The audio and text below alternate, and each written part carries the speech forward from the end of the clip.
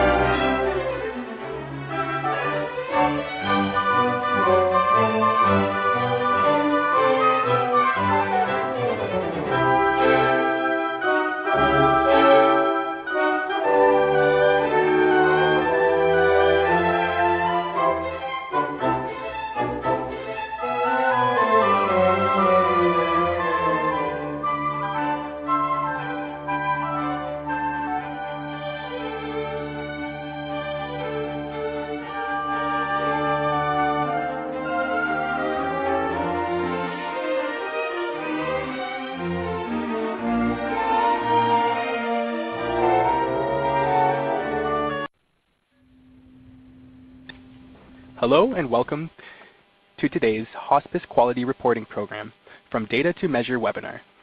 Today, representatives from the Center for Medicare and Medicaid Services will provide detailed information regarding how CMS takes raw hospice item set data and calculates hospices' performance on the hospice item set quality measures.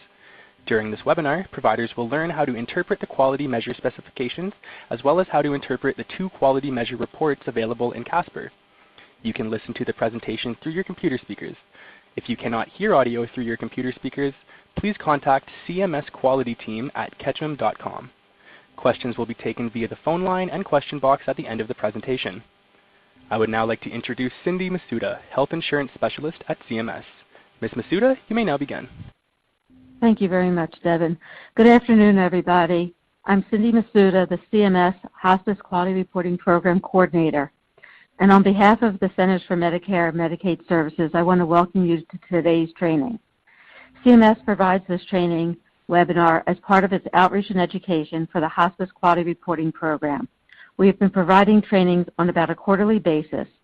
All Hospice Quality Reporting trainings, outreach, and education are available on the Hospice Quality Reporting webpage under the Training Library tab. Here you will find a variety of trainings available 24/7, 365 days a year for users of all levels and experience to access and learn. We purposely provide a variety of trainings to meet the diversity of learning styles. And with that, I'm going to turn this call over to Alexis Kirk for today's insightful and exciting training. Great. Thank you, Cindy. So if we want to turn over to slide 2, we'll start out by looking through the list of acronyms that will be used throughout this presentation. Looking at slide 3 now, Let's begin with a brief background of the HQRP and the HIS.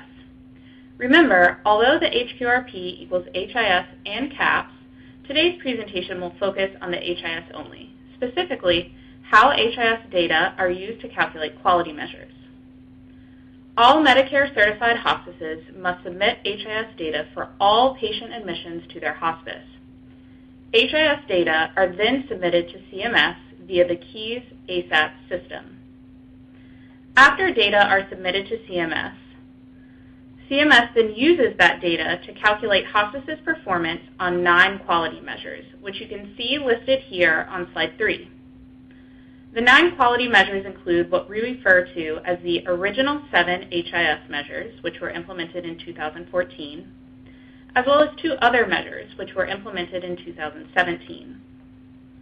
The other 2 measures are the Hospice and Palliative Care Composite Process Measure, Comprehensive Assessment at Admission, or the Hospice Comprehensive Assessment Measure for short, and the Hospice Visits When Death is Imminent Measure Pair, or Visits Measure for short.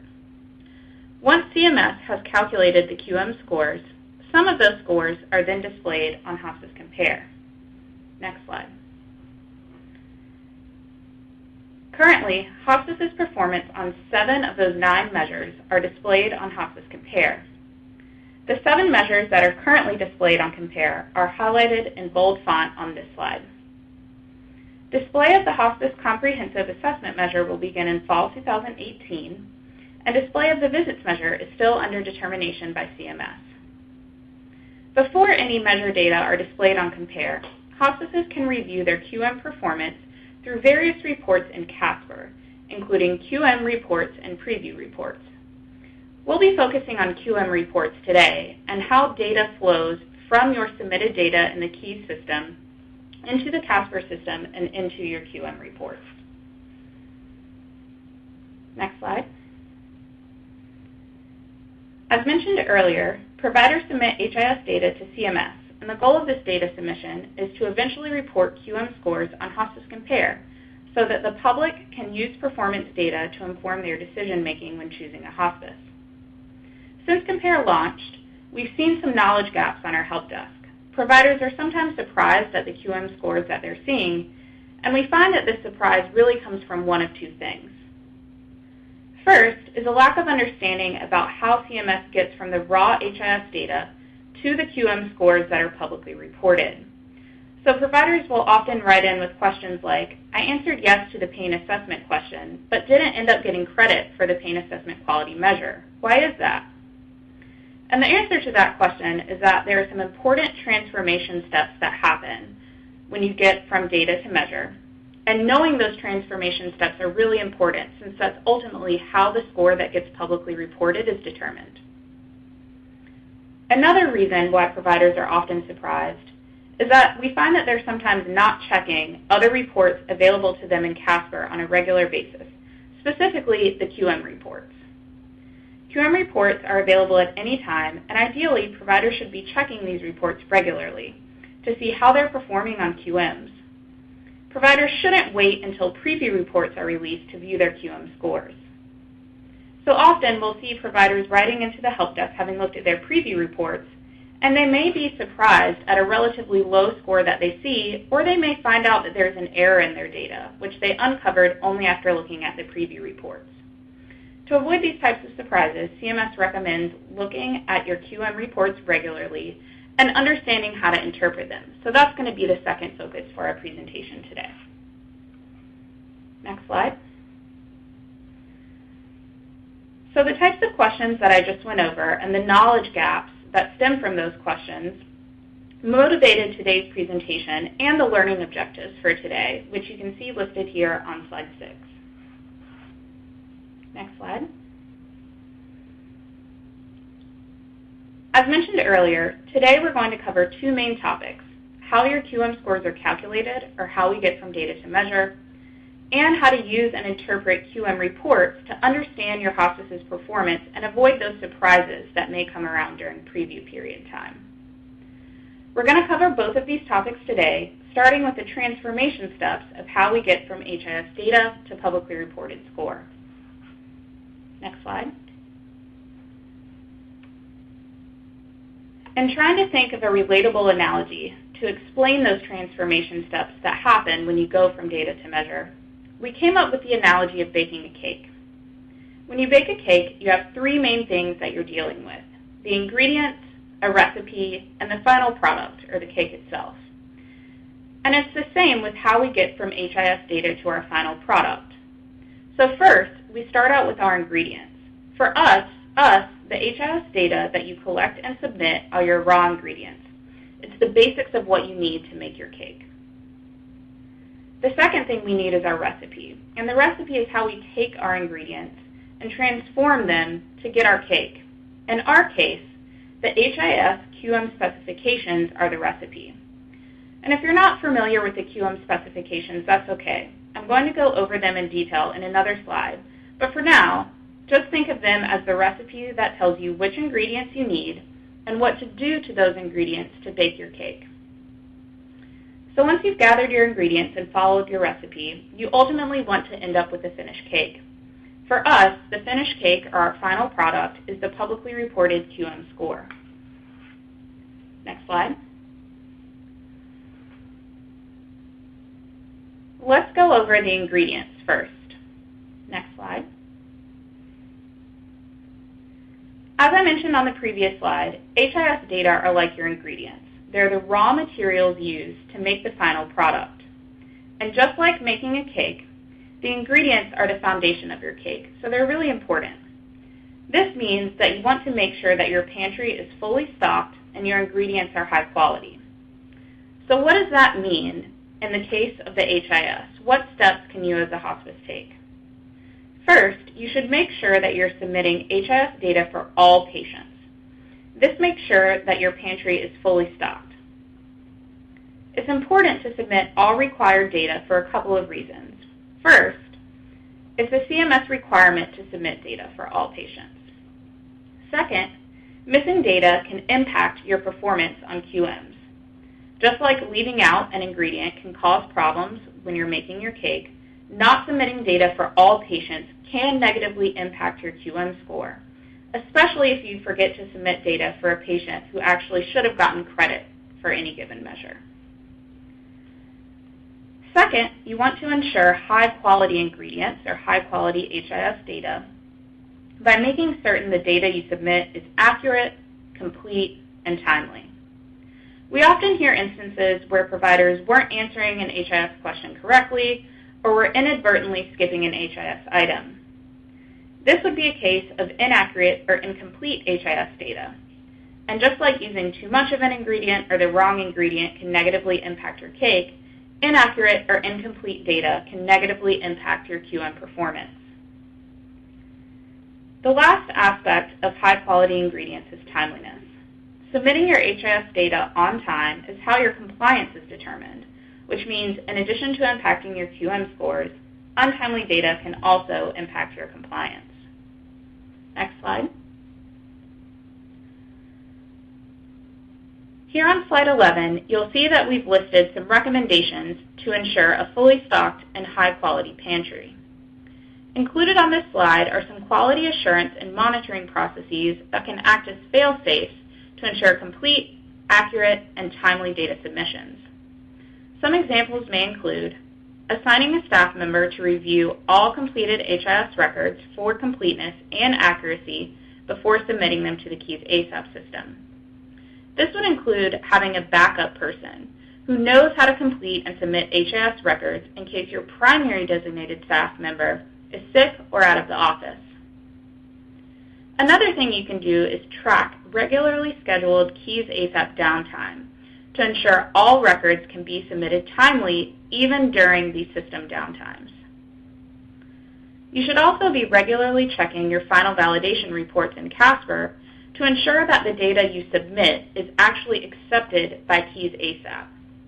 And checking the final validation reports is the only way to ensure this. Finally, you should make sure that both you and your vendor are working with the most up-to-date version of the HIS and the technical specifications for the HIS item. This ensures that you're collecting and submitting HIS data in full. And you'll notice that this slide contains several embedded hyperlinks that can help you put some of these processes in place by providing some more resources. Next slide.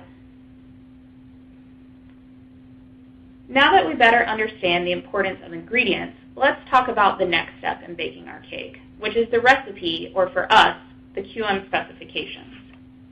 Next slide. The QM specifications tell you what HIS data or what ingredients to use and how to use them to create your final product. QM specifications for all HIS measures can be found in the QM User's Manual, which is hyperlinked here on slide 13. I really like to think of the QM User's Manual as a cookbook, where each individual HIS measure has its own specification or recipe. Next slide. Just like cake recipes tend to follow a basic pattern, letting you know the ingredients you need, letting you know what order to combine them in, what temperature your oven should be at, and how long you should bake it, QM specifications also follow some basic steps for calculating each QM.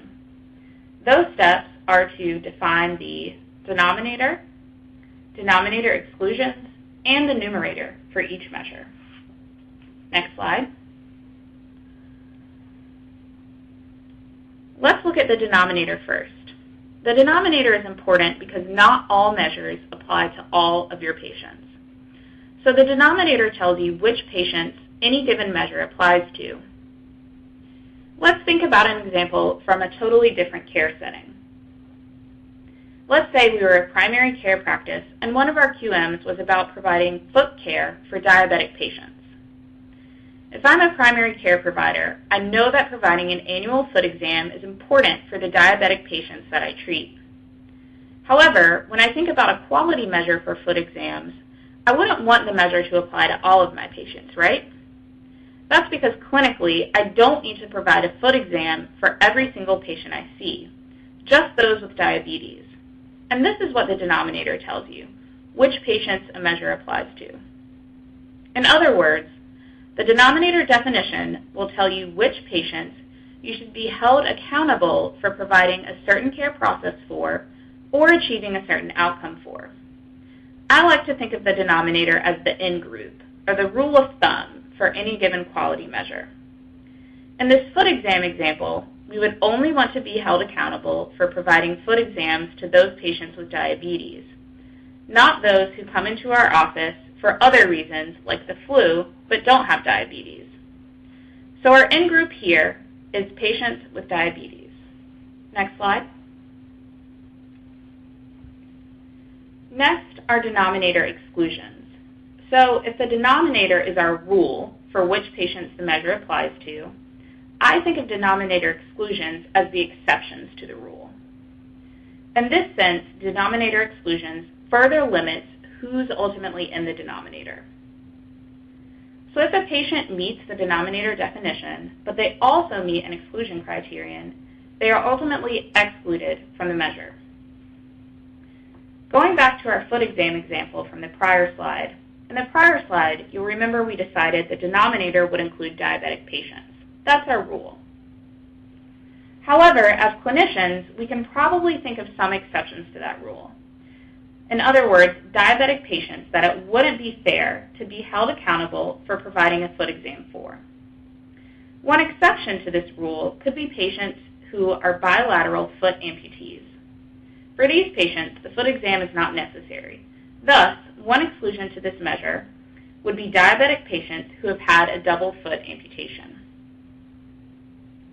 Quality measures can have multiple denominator exclusions. Another common denominator exclusion for a lot of the CMS quality measures is patient age, and many of our measures exclude patients under 18. This exclusion is often not made for a clinical reason, the way amputees are excluded from foot exams because they're not clinically necessary, but rather the exclusion for age is in place due to limited research in pediatric populations. Next slide. Now that we've talked about what the denominator and denominator exclusions are in words, let's look at an example with pictures and numbers. Going back to our foot exam example, let's say I'm a primary care provider who saw 20 patients this year. That's what's here on slide 17. And think of these 20 patients as my total patient population. Next slide. So when calculating our quality measure, the first thing I need to do is figure out the denominator. And remember, that's the patients this measure applies to, because not all patients will be included in a measure. In this example, it will be the patients I'm going to be held responsible for providing a foot exam for. From our prior discussion, we'll remember that our denominator definition was limited to patients who had diabetes. So among my patient population of 20, let's say there were a total of 8 patients with diabetes, as you can see in the dotted oval on this slide.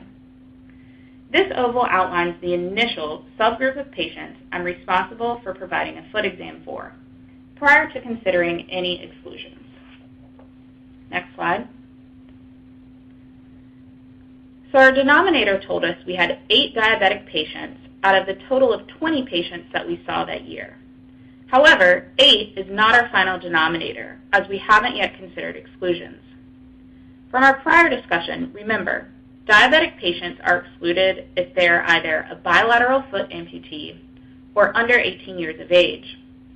In this example, let's say we had 2 bilateral amputees and 1 patient under 18. This means we have 3 patients excluded from the denominator, taking our final denominator count down to 5 from 8. Next slide. Now that we have the denominator and denominator exclusions under our belt, let's turn to step 3 in our recipe, figuring out the numerator. Remember, the final denominator, after accounting for any excluded patients, tells you which patients you're responsible for completing a certain care process for or achieving a certain outcome for. The numerator definition tells you what needs to happen to get credit for the measure. In this sense, the numerator sets a clear definition for success. In the foot exam example, the numerator tells us exactly what a foot exam must include for it to be considered successful for the purposes of the quality measure. Let's go over a few notes about the numerator. First, the numerator definition can have multiple components, such as both a what and a when component. For example, thinking about what counts as a successful foot exam, the numerator may specify that your exam must include visual, sensory, and pulse components. That would be the what of the numerator definition, as it tells you exactly what you have to do to get credit for the measure. The numerator may also specify a time component. In this example, let's say that you must provide the foot exam at least 1 time per calendar year. This would be a when component. And if a numerator has multiple components, so both a what and a when, you must meet all components to get credit for that measure. So if you only provided, say, a visual and pulse component to your foot exam, this wouldn't get you credit because you didn't meet the what portion. If you provided a full foot exam, but forgot to do it within that calendar year, then you also wouldn't get credit for the measure because you didn't meet the when component. Next slide. Now that we understand in words what the numerator definition tells you, let's go back to our example. Remember, for our practice that had 20 patients that we saw that year, after we applied the denominator definition and the denominator exclusions, we ended up with 5 patients in the final denominator. So this means that per the requirements of the measure, we're responsible for giving a foot exam to those 5 patients. So when I think about the numerator, I only need to figure out the numerator for those 5 patients, not all 20 I saw in my practice last year, and not even all 8 who had diabetes. And the numerator will tell us exactly what our foot exam must include for those 5 patients in order to get credit for the measure. Next slide.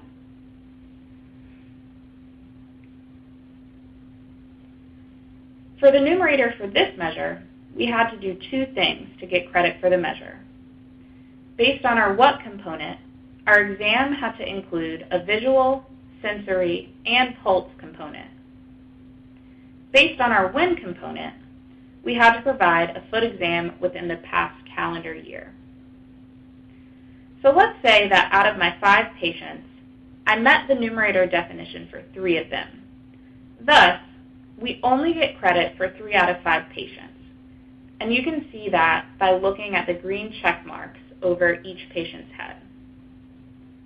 The other 2 patients that didn't meet the numerator definition could have fallen out of the measure for any combination of reasons.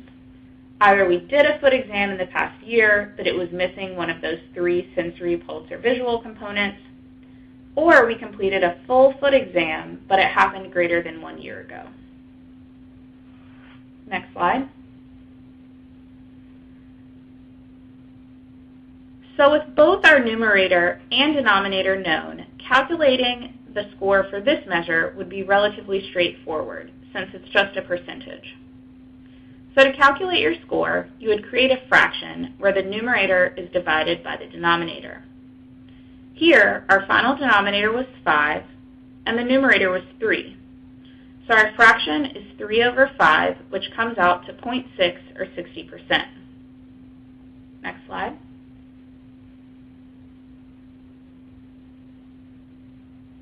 So let's review what we've just learned about the 3 steps that are in our basic recipe for all of our QM specifications, which is to figure out the denominator exclusions, and the numerator. Remember, the denominator is your general rule of thumb for what patients the measure applies to. Denominator exclusions are your exceptions to the rule, so patients you won't be held accountable for purposes of the measure. And remember, your denominator isn't final until you've taken these exclusions into account. The numerator tells you what you must do to get credit for the measure. Remember, the numerator applies only to patients in the final denominator, and it can have multiple parts that you must comply with to get credit for the measure. Next slide.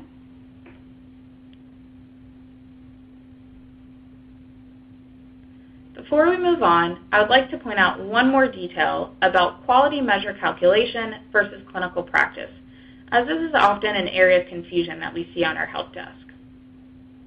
So thinking back to our foot exam example, one of our denominator exclusions was based on age, where patients under 18 were excluded.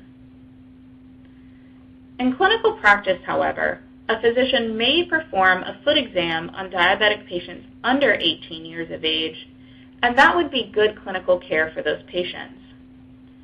However, although it is clinically appropriate, those patients would not be counted in the numerator of the measure, even though you provided a foot exam for them.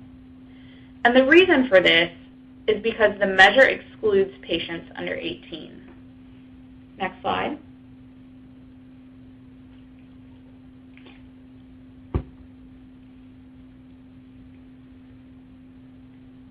To illustrate this point in numbers and pictures, let's return to our example.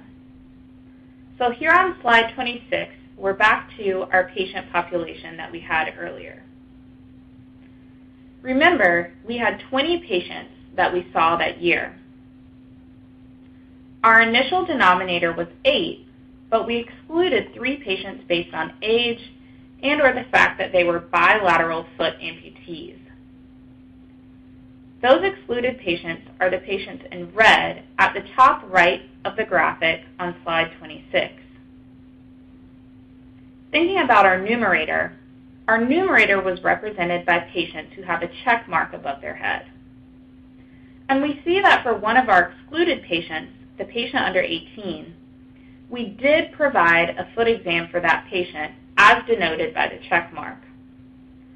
However, although we provided a foot exam and that was good clinical care, that patient doesn't go into our numerator count because they were excluded from the denominator.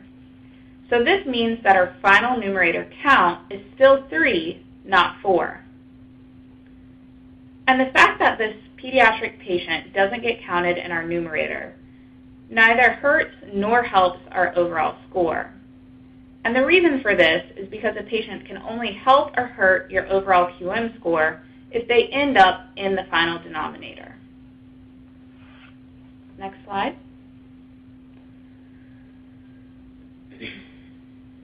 And this may sound simple, but we find that it often trips people up with the HIS measures, as clinicians will often say, for example, I provided a comprehensive pain assessment meeting all components of the numerator definition for Mrs. Jones.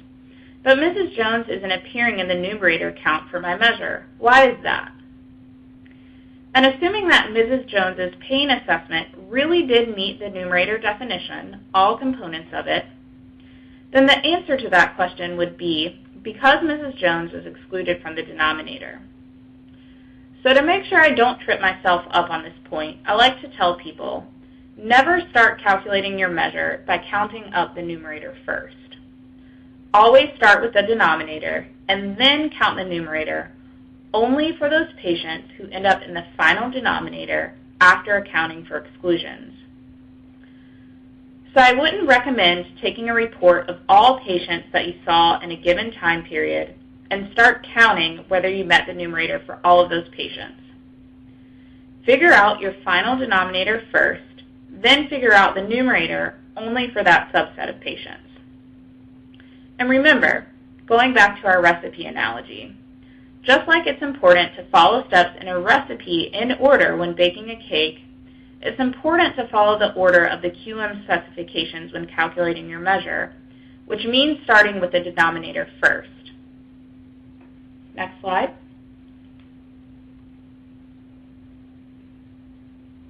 With those basics under our belt, I'll now walk through an example of how we get from data to measure, or ingredient through recipe, using an example from the HIS QM specifications. The quality measure we will be calculating in this example will be the Comprehensive Pain Assessment Quality Measure, also known as NQS 1637. The HIS item, or the ingredient, that will be used in the calculation of this quality measure is the Comprehensive Pain Assessment item from the HIS admission, which is item J0910.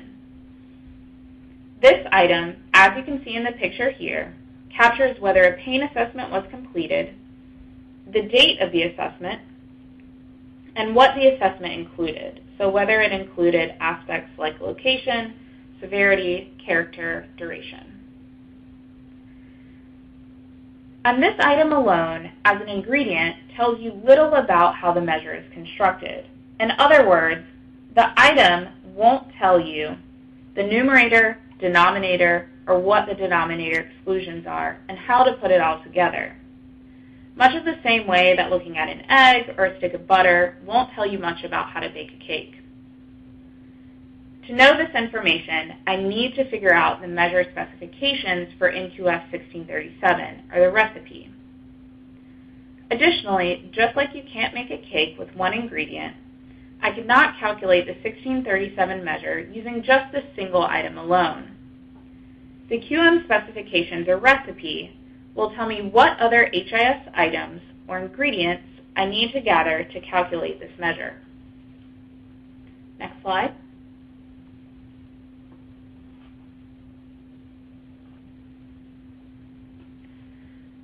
Slide 29 is an excerpt from the QM User's Manual and shows the QM specification or recipe for the 1637 Pain Assessment QM. As you can see, this recipe includes the three main steps that we just went over, which is to figure out the denominator, account for any denominator exclusions, and then figure out the numerator. As you can also see, besides our main ingredient, item J0910, the specifications tell us which other ingredients we need to gather, or which other items are used in the calculation of this quality measure. In addition to item J0910, we see item A0220, A0900, and J0900 are also used in the calculation of this measure. We'll now go through each calculation step for this measure in greater detail. Next slide.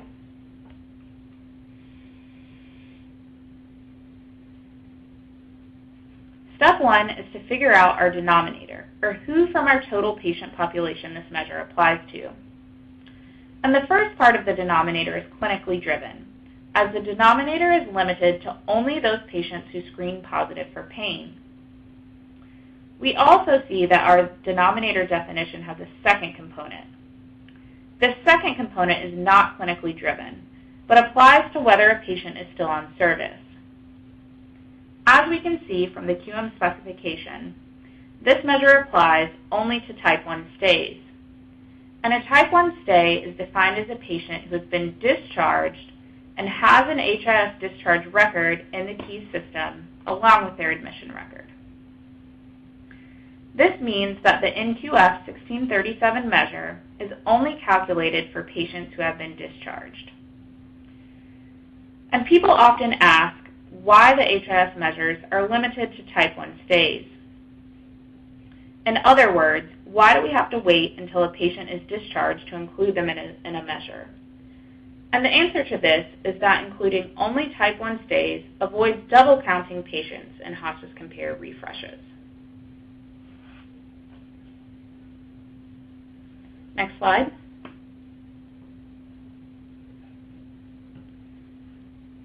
Step 2 tells us who is excluded from the denominator.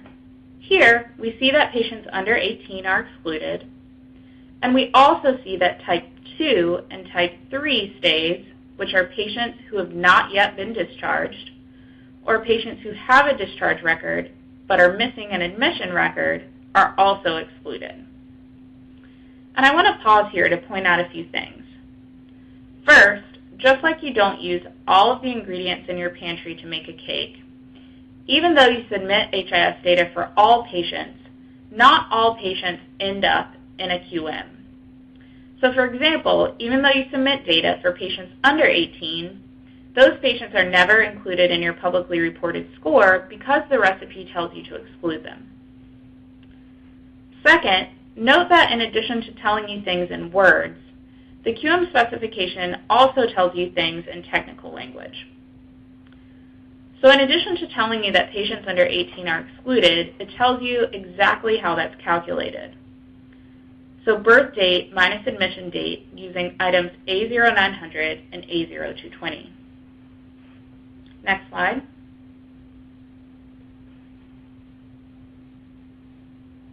Now, let's focus on the numerator, which is step 3 in our recipe. The first thing you'll notice is that the QM specifications remind us that the numerator applies only to patients included in the denominator. And we can see that by the language that reads, calculate the total number of stays from the denominator where a comprehensive pain assessment was completed. This gets us back to our point about clinical practice versus QM specifications. So for example, many people will tell us on the help desk that even if a patient doesn't have pain during the screening visit, the hospice will complete a comprehensive assessment anyway for those patients because they have an active history of pain. And the question that we get on the help desk about the scenario is, my hospice did a pain assessment for those patients, but they're not showing up in the numerator for the pain assessment measure. Is this hurting our score? I want to make sure I'm getting credit for these pain assessments for these patients. And before we dive in to how to answer that question, I want to emphasize the role between quality measures, the HIS, and clinical judgment. The HIS and its associated QMs are not intended to replace clinical judgment and should not supersede clinical judgment. So you should always do what is clinically appropriate for a patient, independent of the HIS or any QM specifications. With that said, the answer to how patients who don't screen positive for pain, but you provide a pain assessment for anyway, the answer to whether those patients hurt your QM score is no. They do not hurt your QM score by not being counted in the numerator. In this situation, having completed a pain assessment for these patients may be good clinical practice, so you should keep doing it if it's appropriate. But the fact that they don't end up in the numerator doesn't hurt your score. And the reason why is because those patients were not in the final denominator. So in addition to not counting against you, you're also not losing any extra credit for these patients. That's because in the HQRP measures, there is no such thing as extra credit. If a patient is not in the final denominator, it won't boost your score to have done that extra care process for them. So back to the numerator definition. We can see here that to get credit for this measure, we must complete a comprehensive assessment that includes at least 5 of the 7 characteristics, and it must be done within 1 day of screening positive for pain. So this numerator has both a what and a when component. Next slide.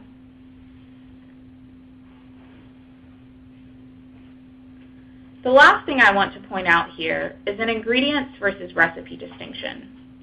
Remember, we started with our main ingredient, item J0910.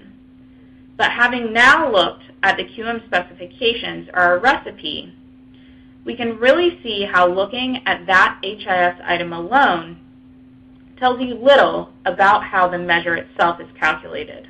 For example, many people incorrectly assume that all they need to do is answer yes to J0910A, which is the question that says, was a comprehensive pain assessment done? Many people incorrectly think that simply by answering yes to this question, you get credit for the measure. Having reviewed the QM specification numerator definition, however, we see that that's not the case. In fact, J0910A isn't even included in the numerator definition. To meet the numerator definition, you must have done 5 of 7 components of a pain assessment as indicated by J0910C, and it must have been done within 1 day of screening positive for pain. So remember, look at the QM specifications or the recipes to understand how measures are calculated, not just HIS items alone. Next slide.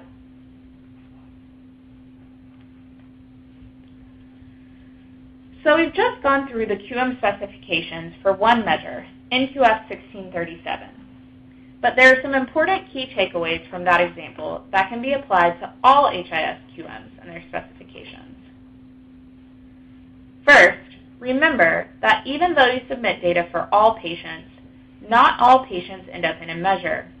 For example, the HIS is submitted for all patients regardless of their age, but only those 18 and over end up in the measure denominator.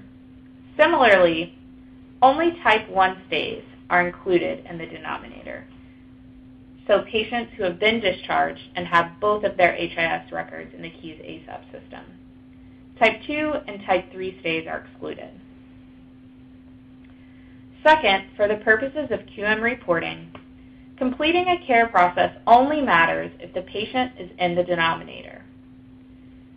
If the patient ends up being excluded from the denominator, you can still complete that care process, and that may be good clinical practice, but that patient won't end up in your numerator. And this is okay, as these patients will neither count for nor against you in your final score. Next slide.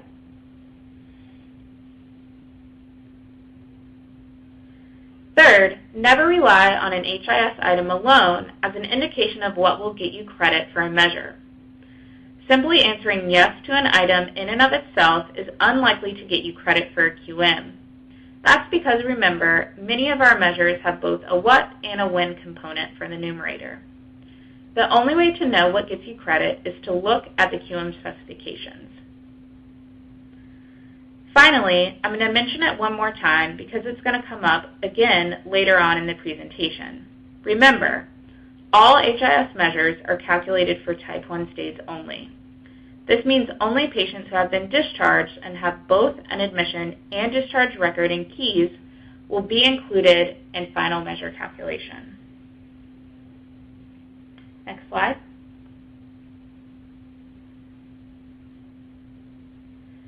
This takes us through our ingredients and our recipe. Now we can move on to the publicly reported score, or the cake. The publicly reported score is our final product because that's what is ultimately reported on Hospice Compare. Next slide. So once you follow the recipe, we're ready for the last step, finishing our cake or getting to our publicly reported score. And just like baking a cake, you're not completely done after you follow the recipe. With most any cake, there are some final assembly steps required. You have to remove the cake from the pan, and usually you ice it or decorate it. And it's the same with the HIS QMs. After we go through our recipe or our QM specifications, there are still some final assembly steps we must go through to get from that QM score to the publicly reported score that will display on Compare. Before we delve into what those final assembly steps are, I'd like to present a bit of background on Hospice Compare. Hospice Compare launched in August 2017 and now reports both HIS and Hospice CAPS data. Reporting is at the CCN level, and data on Compare are refreshed quarterly. These quarterly refreshes help ensure that the QM scores reported for your hospice are up to date and current. Next slide.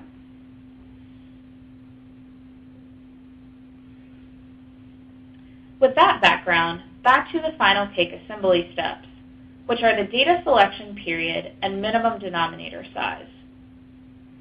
The data selection period and minimum denominator size are determined individually for each measure. For all of the 8 HIS quality measures to be reported in 2018, which includes the 7 original HIS measures and the Hospice Comprehensive Assessment composite measure, these two things happen to be the same. The data selection period for these QMs is a rolling 4 quarters, and the minimum denominator size is 20 patient stays. Next slide. So what does the data selection period and the minimum denominator size tell us, and why do we have it? For a lot of you, you've probably been collecting and submitting HIS data since July 2014, or for just over 4 years now. But CMS doesn't report all 4 years' worth of data on Compare. That's where the data selection period comes in. For the HIS measures currently reported on Hospice Compare, CMS reports 12 months or 4 calendar year quarters worth of data at a time. For the August 2018 refresh, the data selection period for all HIS measures is quarter 4 2016 through quarter 3 2017. With each Hospice Compare refresh, the oldest quarter's worth of data is dropped, and the newest quarter is added. So for the refresh that will come after August, which is the November 2018 refresh, the data selection period will change. It will still be 4 quarters long, but it will be a different 4 quarters. The November refresh will be quarter 1 2017 through quarter 4 2017. And a complete refresh schedule can be found at the hyperlink here on slide 39. Next slide.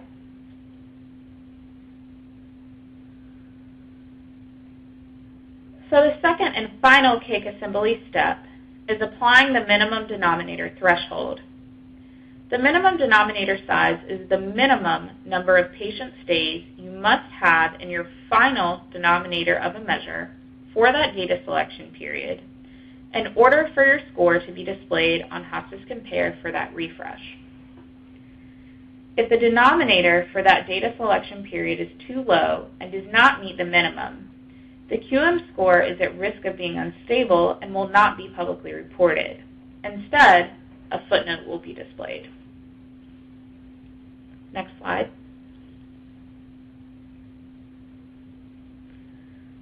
Let's walk through the data selection period and minimum denominator size using an example. Let's use the pain assessment measure again, or NQF 1637. Recall that the minimum denominator size for all of the HIS QMs, including 1637, is 20 eligible patient stays each data selection period. This means you must have 20 eligible patient stays for the 4 quarters of data being displayed for your score to appear on Hospice Compare for this measure.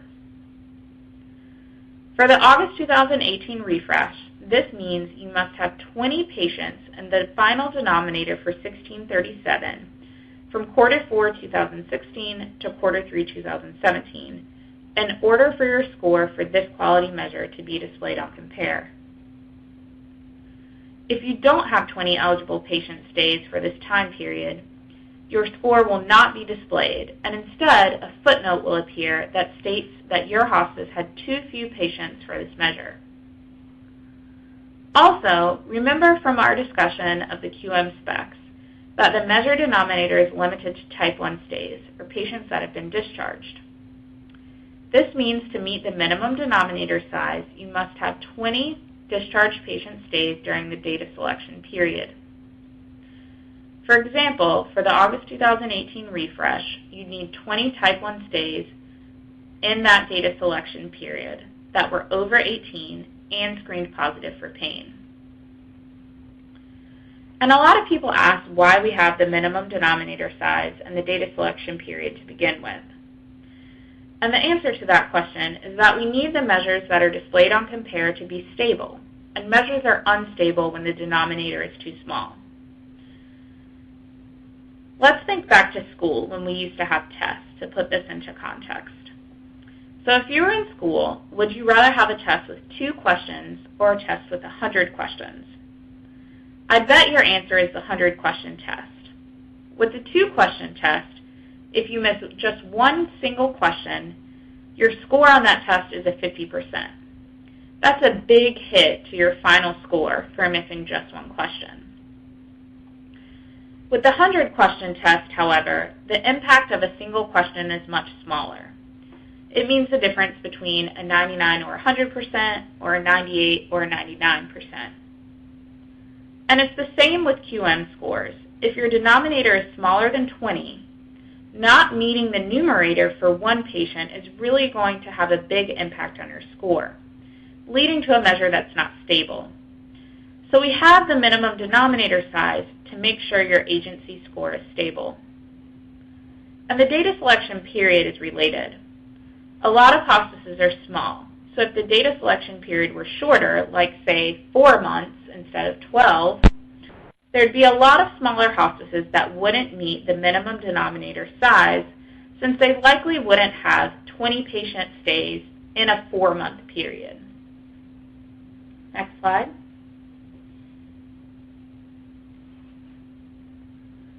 Slide 42 presents some takeaways, or key summary points for the content that we just went over on minimum denominator size and data selection period.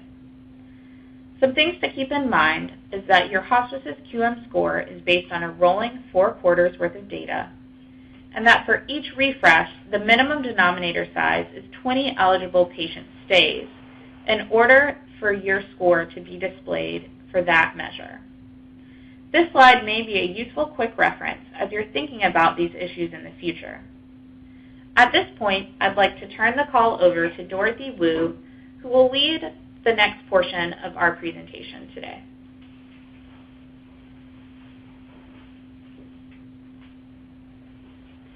Thank you, Alexis. Next slide, please. So for the second portion of our presentation, we'll be focusing on how to interpret your QM scores in Casper. Next slide.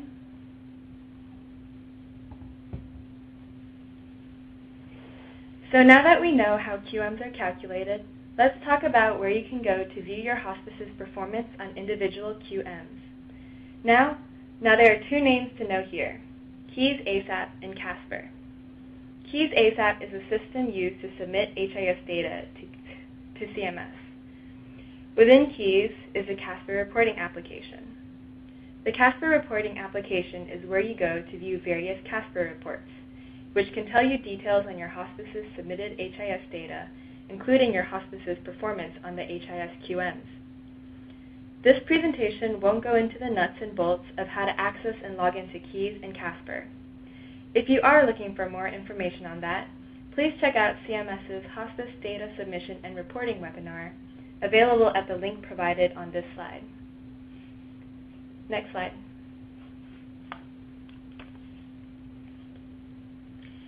Slide 45 outlines the main types of Casper reports available. Again, Casper reports are reports that are available to all hospice providers and can provide useful information before a hospice's data is displayed on Compare. There are a total of 15 different reports available in Casper for hospice providers. Today, we will be focusing on 2 of them. As a useful mental schema, and to better understand the purpose of these two reports, let's take a look at the graphic presented here on this slide. The 15 reports available in Casper can first be divided into two main boxes, those useful for quality purposes in the light pink box above, and those useful for compliance purposes in the yellow box below. In this presentation, we're focusing on reports useful for quality purposes. Specifically, we're going to focus on the QM reports, which is in the leftmost arrow in the pink box, of which there are two types. Before I go on, you may notice that provider preview reports are also in this pink box, as they are another type of quality report available for hospice providers. We won't be focusing on these today, but it may be helpful to briefly note the main differences between QM reports and preview reports. Preview reports serve one very specific purpose. They show you exactly how your hospice's HIS data will be displayed on Hospice Compare for a given refresh. These reports are released about 2 months before a given refresh and are a provider's last chance to ensure that their scores to be reported are accurate.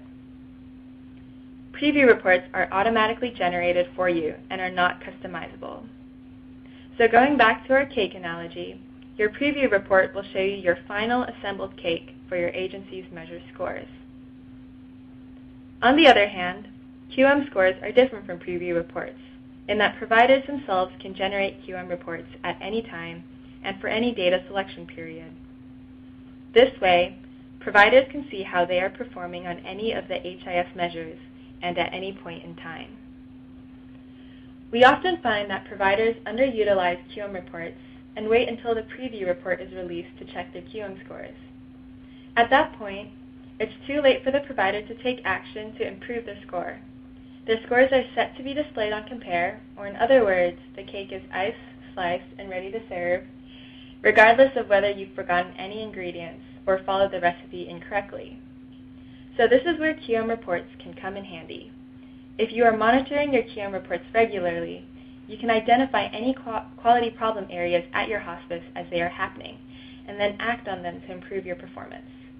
This way, by the time preview reports roll around, you are not taken by surprise by any of your hospice's QM scores. Monitoring QM reports regularly is also a good way for you to ensure that you do not have any missing or inaccurate HIS data. In other words, a fully stocked and high-quality pantry. If you review a QM report early and identify any missing or incorrect data, you can correct the missing or incorrect data prior to the preview reports are released, by which point your data will be frozen for the preview report. Once the data has been frozen for the preview report, it would be too late to submit any missing or corrected HIS records for that particular Compare refresh. In this sense, I like to think of the QM reports as progress reports, interim reports that you can run to tell you how your hospice is performing. And to expand this analogy further, preview reports are your final report card. In school, you would never want to wait until the final report card to figure out your grade and how to improve it. That's because at that point, it would be too late to take any action to turn in any assignments you found were missing or incomplete. So, we strongly encourage providers to use QM reports early and often, which is why we're focusing on them today instead of preview reports. Next slide.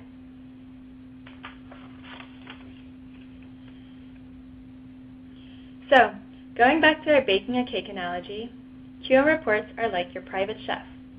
They take your ingredients, the HIS data, and follow the recipe, the QM specifications, to bake the cake, which is your hospice's QM score. Now, however, although the QM reports bake the cake for you, remember that they do not automatically perform the final cake assembly steps, which is applying the minimum denominator size and the relevant data selection period. This means that the QM scores displayed on your QM report are not necessarily the QM scores that will be displayed on Hospice Compare. In order for you to see an approximation of what your scores will look like on Hospice Compare before your preview reports are released, you can select to generate the QM report for the same time period that the Hospice Compare refresh will reflect. Keep in mind that any denominators of less than 20 patient stays, which will show up on your QM report, will not be publicly displayed on Hospice Compare as it does not meet the minimum denominator size. Next slide.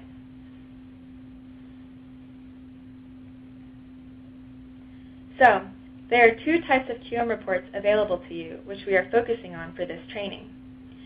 There is the hospice level QM report and the patient stay level QM report. Now, both of these reports will tell you how your hospice is performing on the HIS QMs, but from different perspectives. The hospice level QM report will tell you your hospice's score for each QM. Because your hospice's QM score is calculated at the overall hospice level, this report only takes into account type 1 patient stays, so patients that have been discharged and have both an HIS admission and HIS discharge record submitted and accepted in Keys ASAP. In addition to telling you your hospice's QM scores, this report will also share with you how your score compares to the national average and percentile. As this report is generated at the measure level and provides you with comparative quality information, it is useful for identifying your hospice's areas for improvement. Now, the patient stay level QM report doesn't tell you your overall hospice's score on the QMs. Instead, it provides you with a roster of all your hospice's patients and tells you whether each patient stay was eligible for the denominator of each of the HIS measures. And if they were, the report tells you whether or not that patient stay met the numerator for that measure. As such, once you've identified a measure that you want to improve on, the patient stay level report can be useful for drilling down to see which patients you met the measure numerator for and which you did not. In this sense, these reports can help you figure out where you went wrong and why. As this report looks at quality performance patient by patient, it includes all patients of all stays so that you may view if and how the care provided to each individual patient affected your hospice's overall QM scores. If we go back to the report card example, the hospice level QM report is like a teacher's average score across all their students for each subject they teach. So, it would indicate the average math grade for the class, the average biology grade for the class, and so forth. On the other hand, the patient stay level report would be like a student roster that informs the teacher of each individual student's grade in each of these subjects. So, if the hospice level QM report indicated that the overall average in the math class was a B, the patient stay level report would help the teacher understand why. The patient stay level report would provide information on whether the class average was a B because most students were receiving Bs, or whether this was because most students were receiving As, but one or two students with Fs brought down the overall class average. Next slide.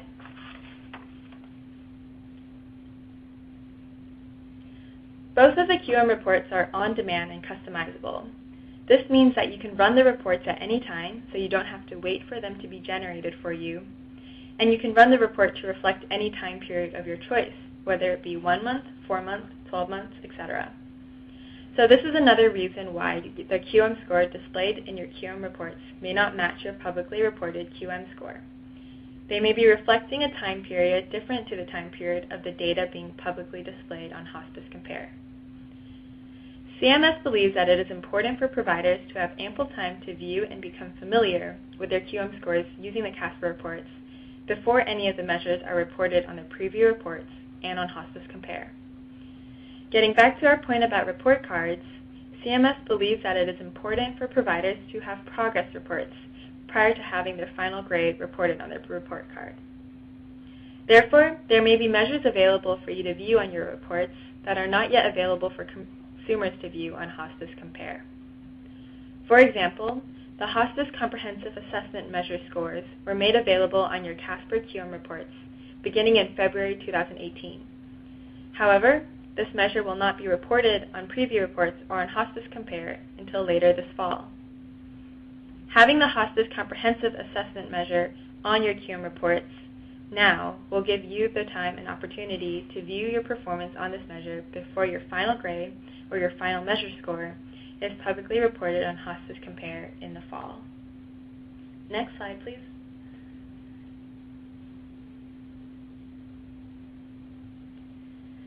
Now that we have a general understanding of what QM reports are, let's walk through each report individually and how you may interpret them.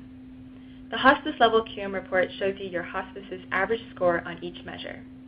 It will display your hospice's overall numerator and denominator for each measure, accounting for any denominator exclusions, as well as your hospice's percentage QM score. This report also provides some comparative information to let you know how your hospice is performing on each QM compared to the national averages and percentiles. Next slide.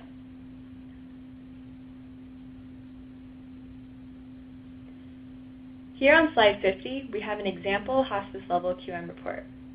You can see in this snapshot how this report is formatted. There is a row for each of the HIS quality measures, and there are columns that display your data and your scores. Remember, this report will only include type 1 stays, which are patients that have been discharged, and both their HIS admission and HIS discharge reports have been submitted and accepted by Keys ASAP. Therefore, the numbers presented in this report for numerators, denominators, and observed percentages are based only off of the type 1 stays that were discharged within the time period selected to generate this report. You can select the time period for which you want the report to reflect in Keys ASAP when you're pulling the report. You can see in this example, in the upper right corner, this report was selected to be generated for patient stays with discharge dates between January 2018 and June 2018. So, if you pull the QM report right now, you'd see a line for each of the 7 original HIS measures, as well as for the Hospice Comprehensive Assessment measure. To save space in this presentation, we've only included rows for 3 measures in this example, but an actual QM report would display information for all the 8 measures I just mentioned. Now, let's walk through what each of the columns mean. The first and second columns just tell you the name and ID of the measures. The first column displays NQF ID, and the second column tells you the CMS measure ID. As a provider, you're likely to be more familiar with the measure's NQF ID, so the first column may be more helpful to you. Next slide.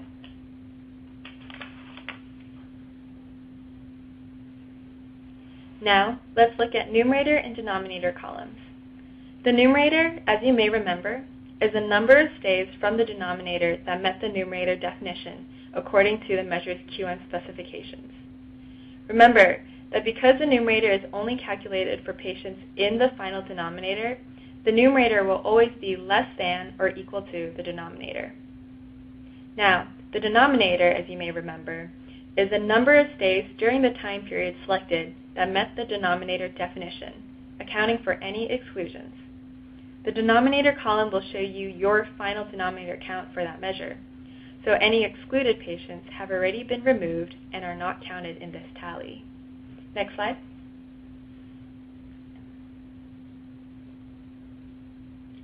Next, let's go over the hospice observed percent column. Now, this is your hospice score on a given QM over the time period selected for this report. To calculate this number, you would simply divide the numerator by the denominator and multiply it by 100 to find the percentage. So for the first row here, NQF 1641, we see that the hospice observed percent is 50%. We calculated that by dividing 10 by 20 to get 0.5 and multiply that by 100 to get our measure score of 50%. But what does this 50% mean to you? The last 2 columns of interest are the comparison group national average and the comparison group national percentile. These aren't specific to your hospice, but they are comparative information that is intended to give you an idea of how you are performing on a given QM relative to your peers. The comparison group national average is just the average score for the measure across all hospice agencies in the U.S. In this example, the national average for NQF 1641 is 75.2%. This hospice's score was 50%. This tells us that this hospice is performing worse than the national average. Now, the comparison group national percentile column is another piece of relative information. I'd like to think of percentiles as rank, so the 23 appearing in this column for NQF 1641 tells us that 23% of providers had a QM score for NQF 1641 that was worse than yours. Or stated another way, you did better than 23% of providers. For this column, higher ranks or higher numbers indicate better performance. Next slide.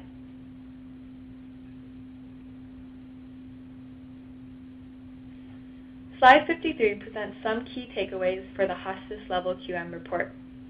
This slide may be a useful reference for you to keep handy as you are pulling and reviewing hospice level QM reports. Our walkthrough of the hospice level QM report formatting, which we just went over, is also available in the From Data to Measure worksheet designed to accompany this training. So we'd recommend that you keep a copy of this worksheet for when you're reviewing the hospice level QM reports on your own. Next slide.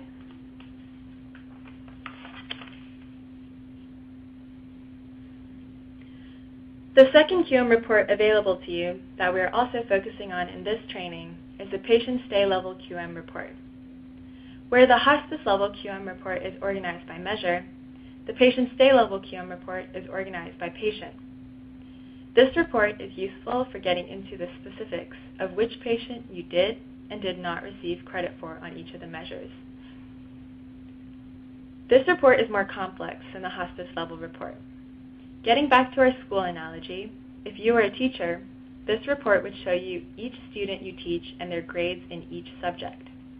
As such, this report is useful for identifying the individuals that received good or bad grades to gain further understanding of your hospice's overall performance. Another important difference between the hospice level and the patient stay level QM report is which stays are included. While the hospice level report included only type 1 stays, the patient stay level report includes all types of stays, type 1, 2, and 3. In other words, the patient stay level report includes all patient admissions that your hospice has submitted any HIS data for during the time frame specified for this report. By including all stays, the patient stay level report gives you information on your performance closer to real time, because you won't have to wait for a patient to be discharged for them to appear on this report. You can imagine how this might come in handy for long-stay patients, as you wouldn't want to wait until the patient was discharged to see whether or not you met the numerator on each of the measures for that patient. CMS's intention of having the hospice level QM report only include type 1 stays was so that providers can view an ongoing score of what would be publicly reported or close to publicly reported for any given measure. Remember, as so happens for all the HIS measures that are currently publicly reported, these measures only include type 1 stays, or patients that have been discharged and have both an HIS admission and discharge record submitted to Keys ASAP. For your real-time performance, your patient stay level report includes all your patients for the specified time frame, so to tell you whether or not they were included in the measure in the first place and whether you received credit for their. Next slide.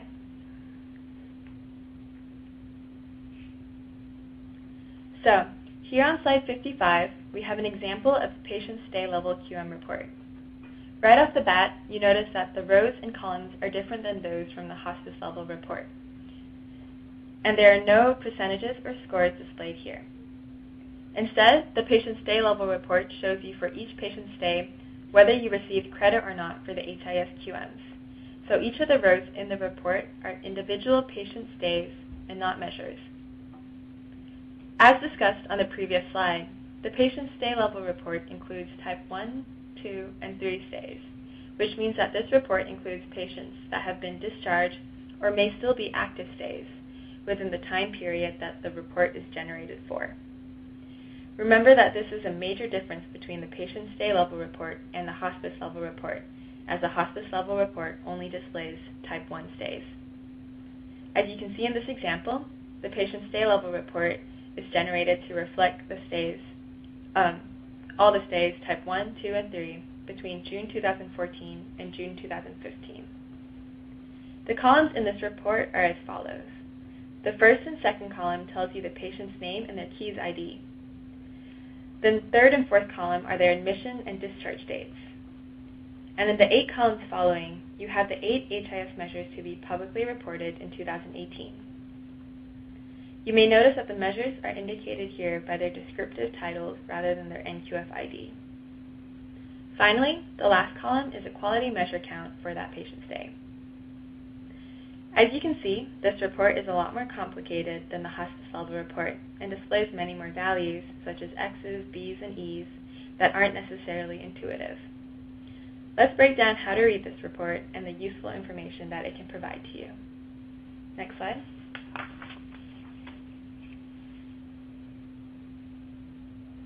So, in order to interpret this report, here are 3 helpful guiding questions. The questions and the way they are laid out will help you determine whether you had any missing data for the patients, as well as interpret your hospice's measure performance for each patient stay. The first question helps determine missing data by asking, does the patient have an HIS admission record, and if they have already been discharged, an HIS discharge record submitted and accepted to the KEYS ASAP system. The second and third questions help you understand measure performance for each patient. The second question asks whether the patient was included in the measure denominator, and the third question asks, if included in the denominator, did your hospice meet the numerator criteria for this measure for this patient? Note that the order of the questions matter. If you respond no to question 1 or to question 2, you do not move on to the next question for that patient or that measure. Now, let's apply the 3 questions to our example patient stay level report to understand how to get the most information out of it. Next slide.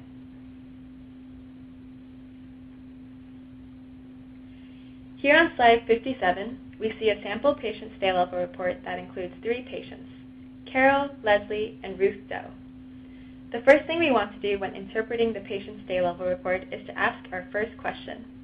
Do these patients have an HIS admission record, and if they've been discharged, an HIS discharge record submitted and accepted to KEYS ASAP? Answering this question will help us determine if we have any missing data problems. We answer this question by looking in the admission and discharge date columns. Let's look first at Carol Doe.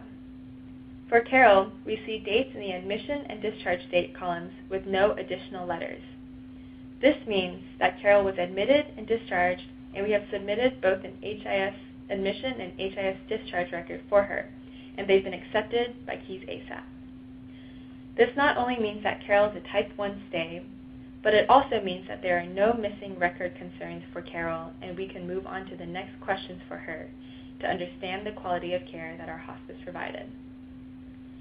Now for Leslie, we see that there is a letter C in the admission date column, which we have circled here in red. The letter C means that the HIS admission record for Leslie is missing. As there is a date in the HIS discharge column with no additional letters, we know that the HIS discharge record for Leslie was submitted and accepted.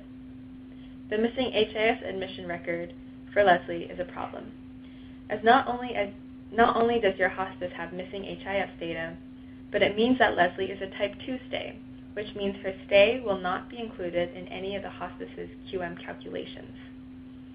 If you see the letter C in the admission date column, it means that you should find and submit the missing HIS admission record so that the patient's data can be included in your hospice's QM calculation. Checking for these C's is one way to make sure that our pantry is fully stocked.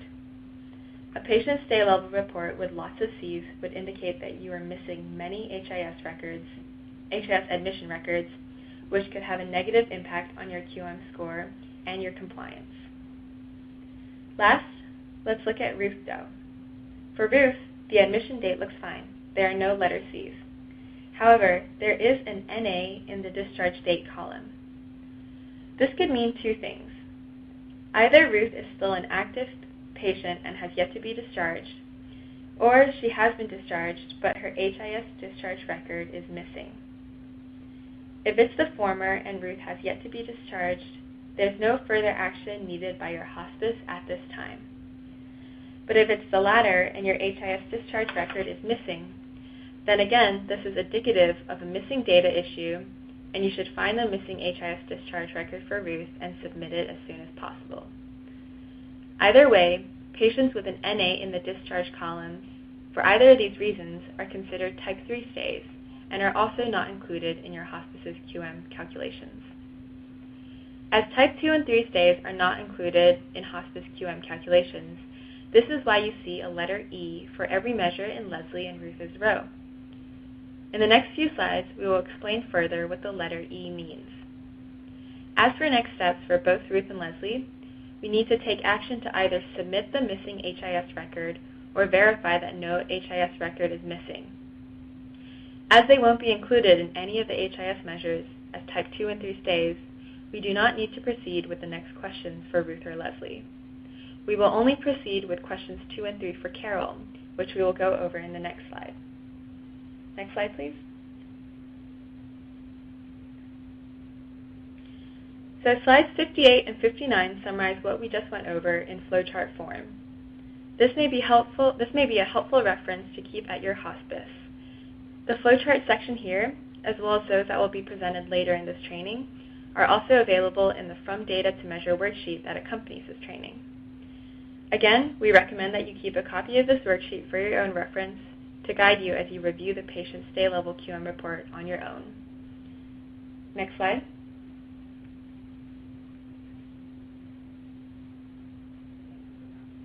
Next slide.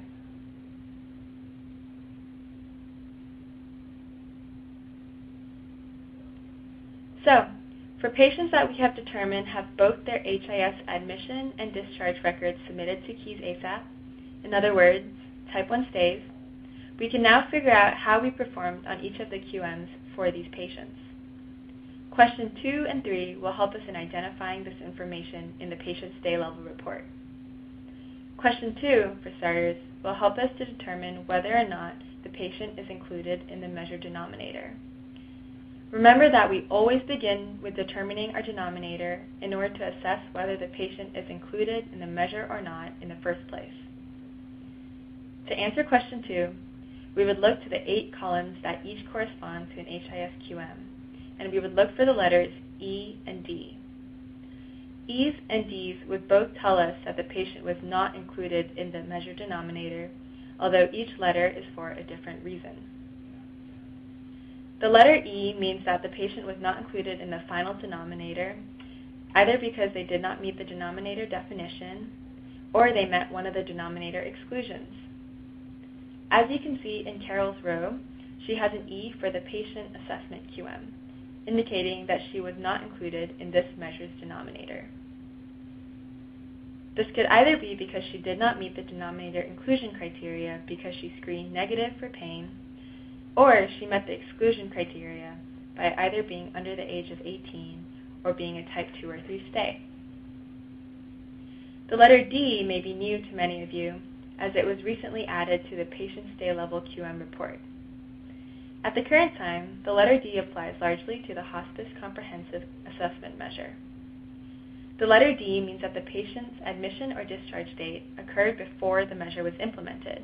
So for example, the hospice comprehensive assessment measure was implemented on April 1st of 2017. So, patients who have admission dates before April 1st of 2017, including Carol, who was a patient at this hospice in 2014, were before the implementation of this measure and thus not included. As having a letter E or D means that this patient was not included in the final denominator of that measure, these patients are neutral with respect to your hospice's score on that QM. They were not included in the QM's denominator count and therefore not included in the measure's calculation. If the patient has a letter E or D, you do not need to move on to the next question, question 3, for that measure to figure out whether or not they met the numerator criteria. Remember, only patients that are included in the final denominator of the measure are up for consideration for the numerator. So, to determine whether or not Carol's stay met the numerator for all the other measures that did not indicate letters E or D, let's proceed with question 3. Next slide.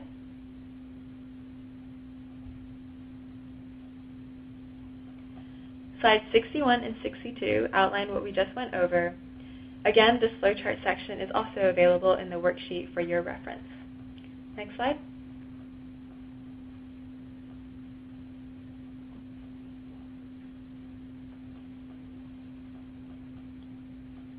Next slide again, please.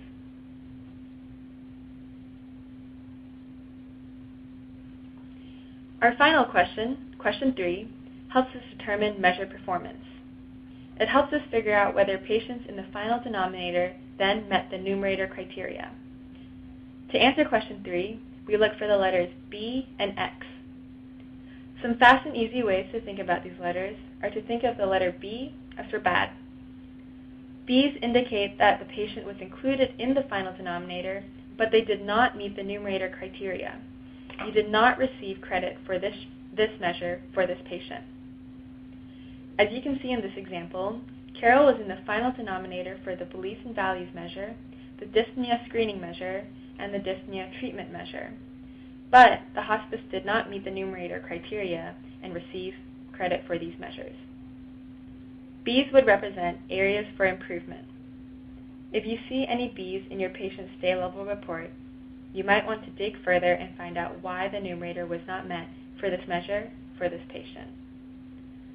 The letter X, however, is good. I'd like to think of this as X marks the spot. This is what we're looking to find and looking to attain. X's indicate that the patient was included in the denominator and your hospice met the numerator criteria for that measure. Therefore, your hospice received credit for this measure for this patient. In this sense, X's indicate good performance. Next slide.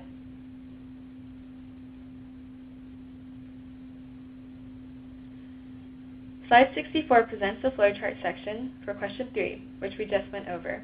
Again, this is also available in the accompanying From Data to Measure worksheet. Next slide, please.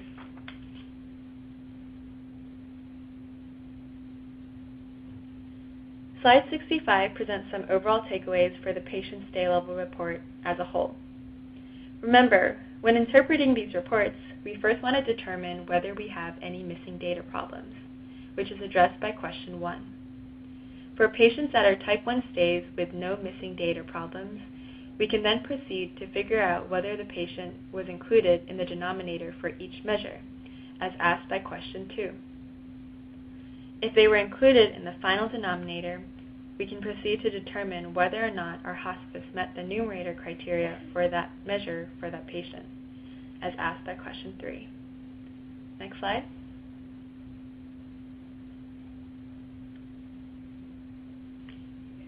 Remember, we're discussing the QM reports today because they are valuable tools for regularly assessing your hospice's performance before your quality scores are frozen in the preview reports. At that point, the cake would already be fully assembled for public reporting on Hospice Compare. Therefore, CMS encourages you to check your QM reports, both the hospice level and the patient's day level, early and often. They are the canary in the mine, so to speak, providing critical information about the quality of your pantry and your QM performance before your quality scores are publicly reported. Checking your QM reports early and often ensures that you identify any areas for improvement well before the freeze dates for Hospice Compare, and also enables you to begin improving in these areas as early as possible. Once CMS freezes HIS data to generate the preview reports, it would be too late to improve your performance for that data selection period. So remember to treat QM reports as critical progress reports and monitor them before your final HIS grade on your report card is cemented. Now, I'll turn it back over to Alexis for the conclusion of our presentation. Thanks. Thanks, Dorothy. Next slide.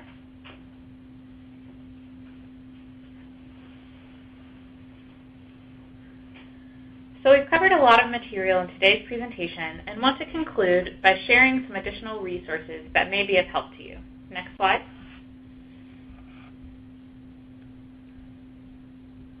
Slide 68 presents some of the key resources that we've mentioned throughout the presentation today, including the QM User's Manual, as well as some additional resources that you may find useful.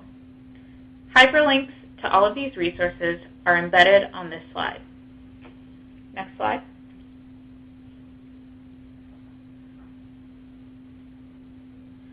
Although we didn't focus on preview reports today, Slide 69 is here as a reminder that there are also important CASPA reports that you should be viewing. It's mid-August now, and the next preview reports will be released in September. If you need help figuring out how to review and access your preview report, see the training linked here on slide 69. Remember, preview reports are like your final report card. They're the final check to make sure the QM scores to be publicly displayed on Compare for the next refresh are accurate. If you find any errors in your preview report, you can submit a request for CMS review of HIS data. If this request is approved, your data will not be displayed on Compare for that particular refresh. Next slide. This concludes today's presentation. We'll now turn it over to have a Q&A session. At this time, we would like to take any questions you may have for us today. To ask a question via the web, click the Q&A button in the lower left-hand corner of your screen, type your question in the open area, and click Submit. If you'd like to ask a question over the phone, simply press star, then the number 1 on your telephone keypad. If you'd like to withdraw your question, press the pound key.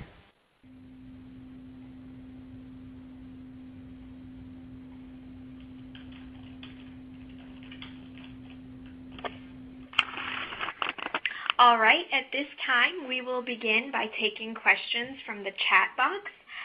The first question is, no exclusion if patient is under 48 hours or less. Hi, this is Tracy Zhang from RTI International. I'll be taking this question. So the answer to this question is that every quality measure has its own measure exclusion criteria.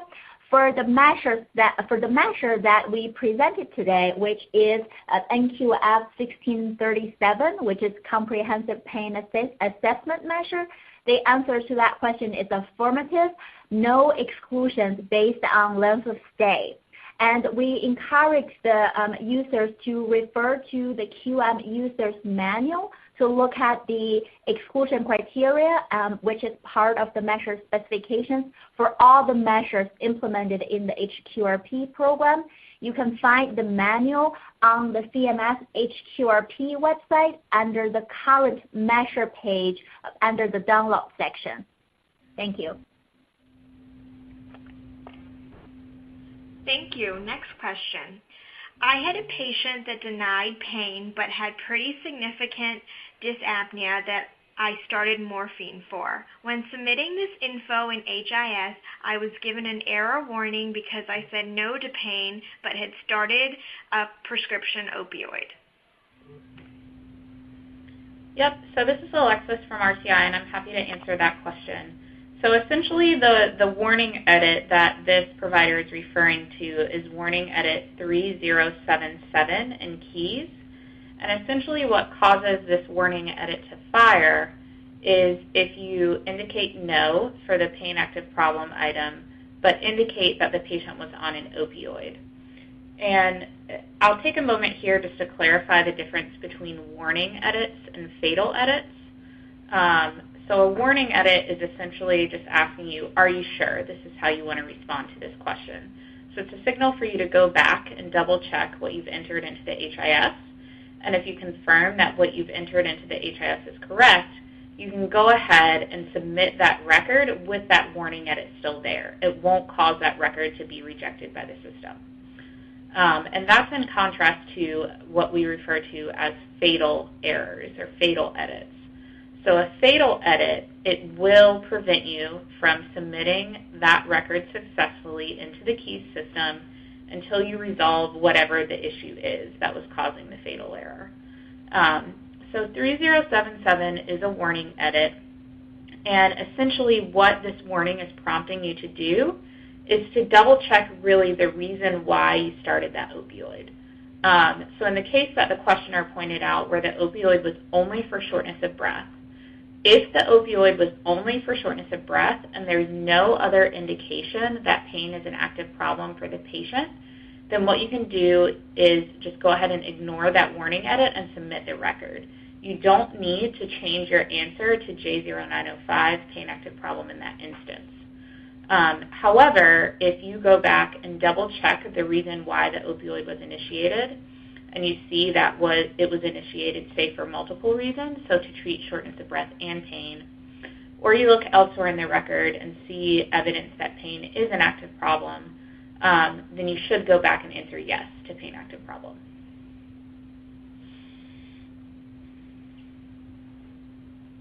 Thank you. Next question.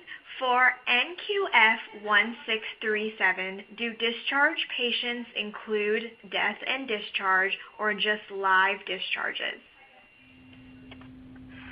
The denominator for this measure, which is again comprehensive pain assessment, include all type 1 stays, which is complete stays with an admission and discharge record. So as long as a patient stay indicates the patient is older than 18 years old, the stay will be included in the denominator. In other words, regardless of whether it's a discharge because of death or a life discharge, the stay will be included as a denominator for this measure. Thank you. Next question. What question makes you positive for screening for pain? For example, the severity level? Yep.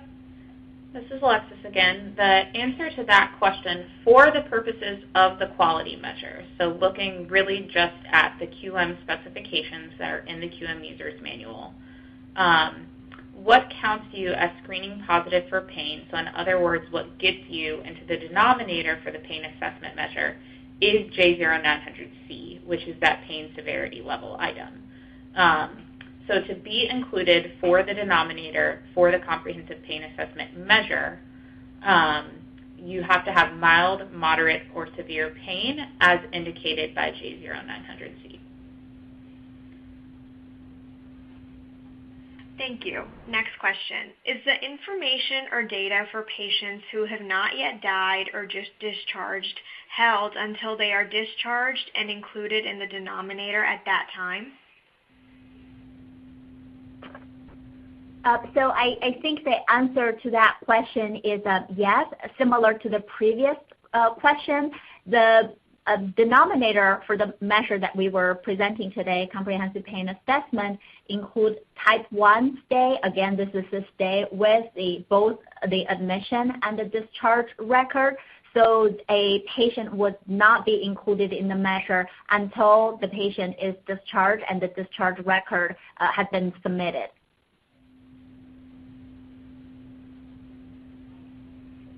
Thank you.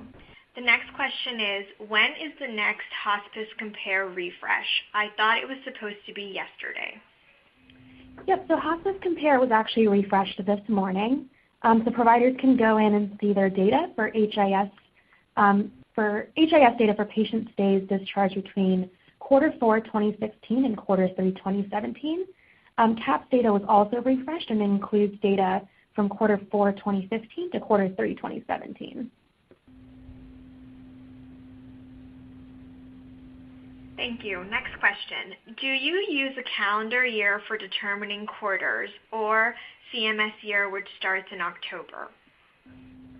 It is calendar years for determining quarters. So Q1, for example, will be January through March. Q2 will be April through June. Q3 will be July through September, and Q4 is October through December.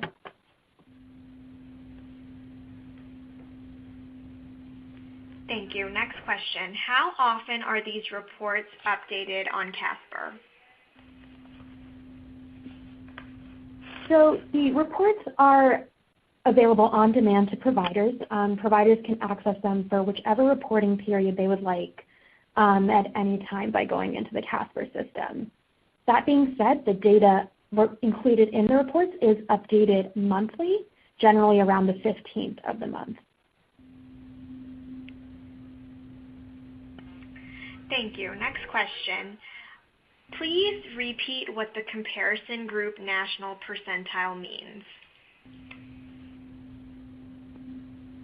The comparison group national percentile is a way to see how you're doing relative to other providers on your hospice level QM reports.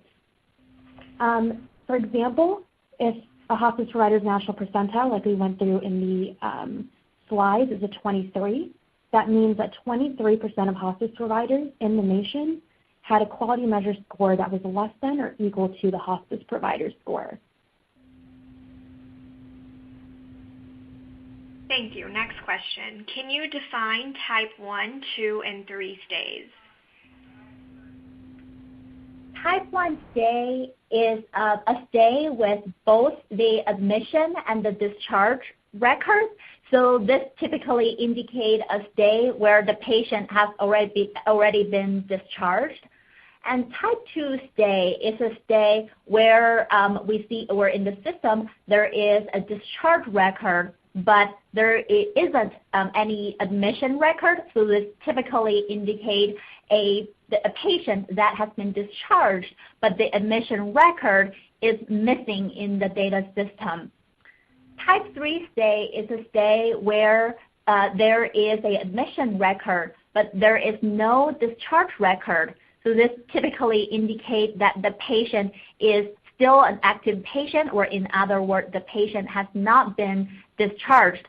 So as we discussed during the presentation today, right now the current measures, the starting point for the denominator is type 1 stay, which is, we consider that as a complete stay. The patient has been discharged, and the stay is defined by both an admission and discharge record. Type 2 and type 3 stays are typically excluded from the measure denominator. Thank you. The next question is, are hospice level QM reports the only reports published on Hospice Compare versus hospice level stay report?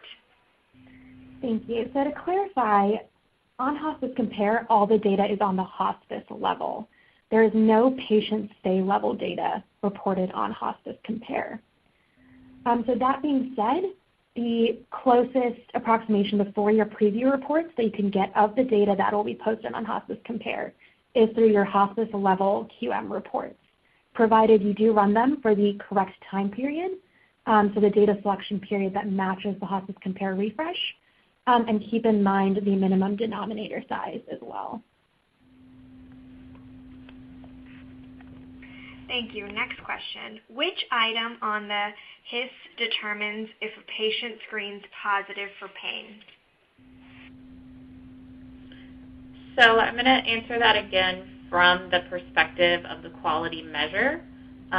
So from the perspective of the quality measure, the item that determines whether or not a patient screened positive for pain, and thus whether a patient goes into the denominator of 1637, is J0900C, that pain severity score.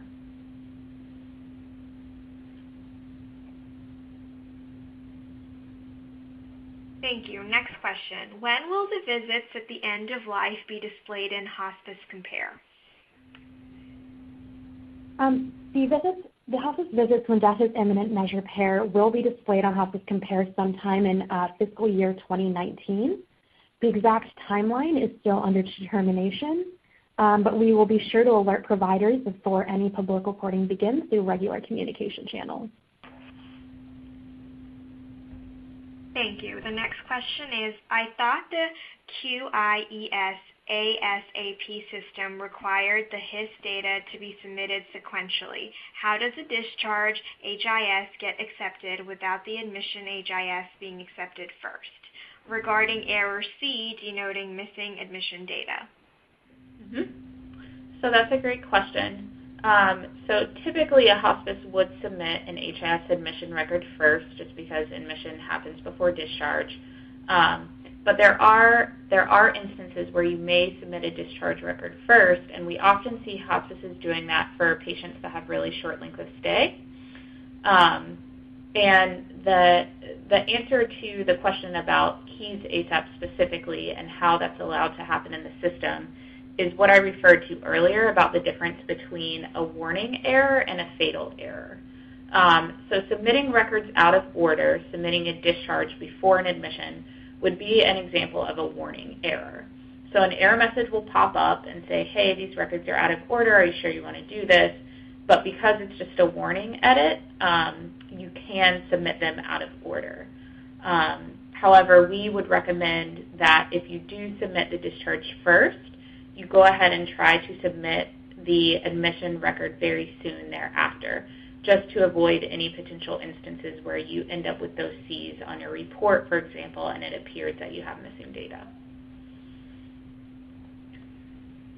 Thank you. At this point, we do have additional questions that we would be happy to read through the chat box, but is there anybody on the line who would like to ask any other questions first? We do have a question from the line of Jamie O'Brien. Jamie? Hi, I'm just going through the pain question again, and I understand that when you do your initial pain screening, if on the day that the clinician assesses the patient and the patient says, right now I do not have any pain, that patient would be, the question would be no, and then they would not go forward and do a comprehensive pain assessment. So that patient would not be in the denominator, correct? That's correct. So if you ask the patient on the day of admission if they're having any pain currently during the time of what we would call the pain screening visit, and they say no, then that patient would not go into the denominator because you would have selected none for J0900C. Okay.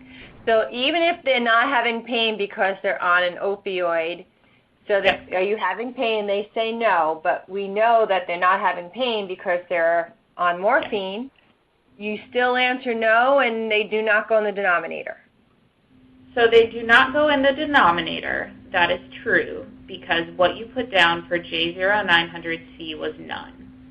However, I think kind of what you're getting at is how does the pain active problem item fit into this?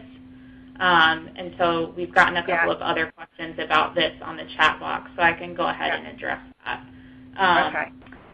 So this is one instance, and remember, you know, when we went over the presentation, we talked about how sometimes there are differences between how a QM is specified in clinical practice. And what happens a lot of times is exactly what you point out. A patient comes into hospice, they've had pain as a problem for months or however long, they're already on a treatment regimen, their pain is well managed using that treatment regimen. So in those instances, the patient may not have pain during that pain screening initial visit when you ask them. They may say, nope, my pain is fine now, it's none, but that's because, you know, I'm good with my pain treatment regimen. So for the purposes of the QM, then it's as we stated. That patient is a none for J0900C. They don't go into the denominator. However, that's one issue, which is the QM specifications. The second issue to think about is how you then fill out the rest of the HIS. So you've already filled out item J0900. You've gone through parts A through D of that item. You then move on to the next item, which is J0905, pain active problem. So that item, the instructions are a little bit different. So for that item, you're not only considering what the patient is telling you right then and there, you're also considering any history of pain, other factors like whether the patient is on any sort of pain regimen, whether it be opioids, medication, non-medication therapies.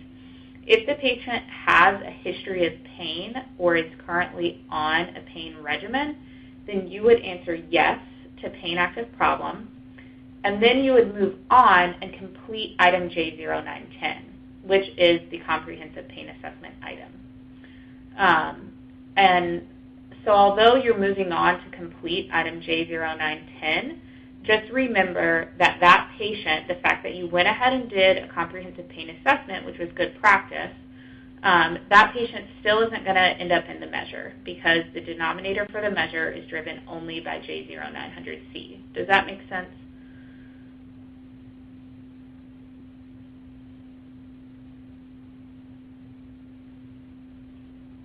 Okay, I'll take silence as a yes for now. Thank you. Are there any other questions on the speaker line?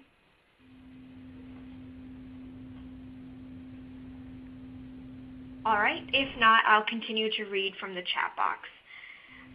The next question is, on the potential missing data question, if the admission HIS is missing and there is not a discharge, would the QM report know that we are missing the admission? The answer to that is no. The only way it knows that the admission record is missing in that situation is once you submit the discharge. And then in that case, you will have submitted an admission record, you will have submitted a discharge record, but there will be no admission, so you'll get that C that Dorothy was talking about. Thank you. The next question is, when is there a PRN opioid HIS admission question appropriate to answer yes? We often put PRN opioids in place on admit to hospice, and patients/families are educated on the use of these medications, but the patient may or may not use the medication for quite some time. I'm never quite sure whether to mark yes to the PRN opioid HIS question. So we have guidance about this in the HIS manual, and we explain it in the context of comfort kits or pre-printed admission orders. So those will be things kind of that your hospice puts in place pretty routinely. And in the situation of a comfort kit, there are things available at the home so that the patient can easily access it once they're instructed to do so by a provider, and it's there to kind of save time. And for these instances, treatment is considered initiated when the hospice has received the order for the medication and there is documentation that the patient or caregiver was instructed to begin use of the medication or treatment. So if you have a comfort kit in the home and kind of sometime around the time of admission, the nurse explains to the patient where the comfort kit is, what's in the comfort kit, education about, okay, if you call me and, your dad's symptoms are getting worse, I may instruct you to pull X, Y, or Z out of the comfort kit and begin using it. That education alone is not enough to say that any treatments in the comfort kit have been initiated. So for comfort kits or pre-printed admission orders, what would need to happen is something beyond that education. So the nurse saying, okay, you've now called me and told me that your dad's pain is getting worse. I want you to go into the comfort kit, get XYZ out, and let's start using that. So that would be kind of the trigger for answering yes for PRN opioids that are part of comfort kits or pre-printed admission orders. Thank you. There's a question from the speaker line that we'll be taking next. And our next question is line of Cheryl Jason. I was just wondering, I am sorry I didn't know how to respond quick enough. Can you review again the question you just talked about when pain is an active problem, and you're answering yes because of a history of pain and the patient is on a pain regime that's controlling his pain. What did you say about the denominator? Would it? So if you answer none to J0900C, the patient says, no, I'm not having any pain right now at this moment, but that's because I'm on this pain regimen. My pain is well controlled. You answer none to J0900C. Just remember, it's a J0900C that drives the denominator. So that patient will not end up in the denominator. However, although you answered none to J0900C, the HIS still instructs you to move on to the next items in the pain series, which are J0905 and J0910. So in the situation that you're talking about, for J0905, you'd answer yes, because pain is an active problem. The patient is on a pain regimen, indicating that pain is an active problem. And then the HIS itself instructs you to go ahead and complete the comprehensive pain assessment anyway, which your clinicians would do. However, although in practice you have completed the comprehensive pain assessment, that pain assessment that you did for that patient won't go into any measure, so it won't get counted in the numerator, and that's because that patient was excluded from the denominator. So just remember kind of like what we were talking about when we had the pictures with the patients and the circles. Think about your denominator as kind of the boundary line.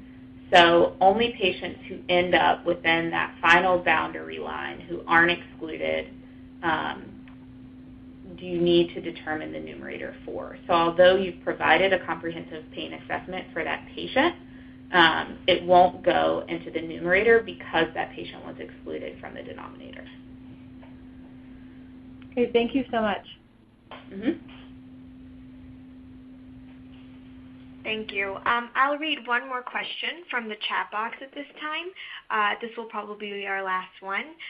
What are the resources we need to learn how to resubmit if the HIS is incorrect? Yep. So if you identify an error in your HIS record, so say you've selected, the wrong response to a particular question by accident, or you left something blank, if that record has been already submitted and accepted to the KEYS ASAP system, then you'll need to do what's called either a modification or an inactivation request. And if you look at the HIS manual, which I believe is linked on the resources slide, if you go into the HIS manual, into Chapter 3 of the manual, if you go to Section 3.6, it'll walk you through step-by-step how to do either the modification request or the inactivation request. And whether you complete a modification or inactivation request depends on which item was incorrect. So if you have a key identifier that's wrong, so something like the patient's name, their social security number, gender, birth date, if any key patient or record identifiers are incorrect, you have to use the inactivation request. But for any other items, so all of the clinical items, the pain items, the shortness of breath items, you can correct those using a modification request. And the instructions for how to do that, again, are in Chapter 3, Section 3.6 in the HIS manual. And if you need any assistance kind of figuring out how to do that from a technical perspective, you can reach out to the QSO.com help desk, and they can assist you with that. Thank you so much. At this time, we would like to turn it over to CMS to close the call. Hello, this is Carol Schwartz. I hope that you all found this presentation to be very helpful. I think it went into a lot of detail, and we also answered a lot of questions. I would encourage you to refer to our CMS website, to our hospice quality reporting page, and specifically the hospice quality reporting training and education library. And I just wanted to thank you all for attending and for asking very thoughtful questions and for doing your best to improve your reporting. Thank you very much. Thank you to all our participants for joining us today. We hope you found this webcast presentation informative. This concludes our webcast. You may now disconnect. Have a great day.